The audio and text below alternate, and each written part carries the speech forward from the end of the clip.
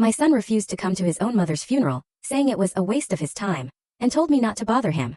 I thought the worst pain was burying the woman I loved for 37 years, but then my own son's words hit me, colder than the grave itself, revealing a betrayal I never saw coming. It was a wound that cut deeper than any grief, leaving me numb, furious, and utterly alone.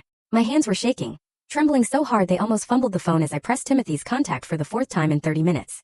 Around me, the funeral grounds were a blur of hushed black suits and somber faces. The funeral director's sympathetic glance felt like a punch to the gut, but I forced myself to look away, fixing my gaze on Margaret's casket. Polished oak gleamed under the gray morning light, a cascade of white lilies spilling over it, brass handles catching every flicker of sun that dared to break through the heavy clouds. The phone just kept ringing.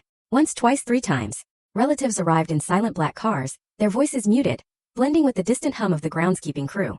Aunt May clutched a tissue, her eyes already red. Cousin Robert kept straightening his tie, checking his watch. Everyone knew their part, their role in this final goodbye.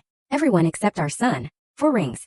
5. 6. Then finally, Dad. Timothy's voice cut through the air, but something felt terribly wrong. Laughter, music, strange voices. They filtered through the phone. Definitely not the sounds of a business meeting. Timothy, where are you? The ceremony starts in 30 minutes. A pause. More of that weird background noise. Was that waves? Dad, I can't make it. I have important business to handle.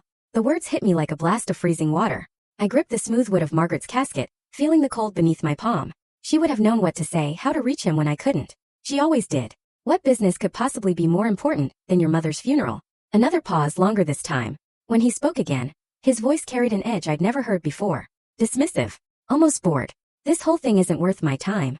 Stop bothering me. The phone felt like a lead weight in my hand. Around me, the world continued its slow, gentle motion. Guests finding seats. The pastor arranging his notes. Maintenance workers clearing distant pathways. But I stood there frozen, suspended between the woman I'd loved for 37 years and the son who was rejecting us both. Timothy, your mother. She's. The dial tone sliced through my stammering like a blade.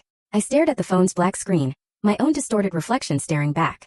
Not worth his time. Margaret had driven 6 hours through a snowstorm when Timothy had pneumonia in college. She'd missed her own sister's birthday party to attend his marketing presentations.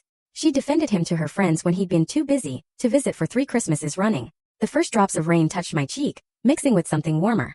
Mr. Cole, the funeral director, approached, his voice gentle but professional. Full story on the channel. Link below. Click now and watch what happened next.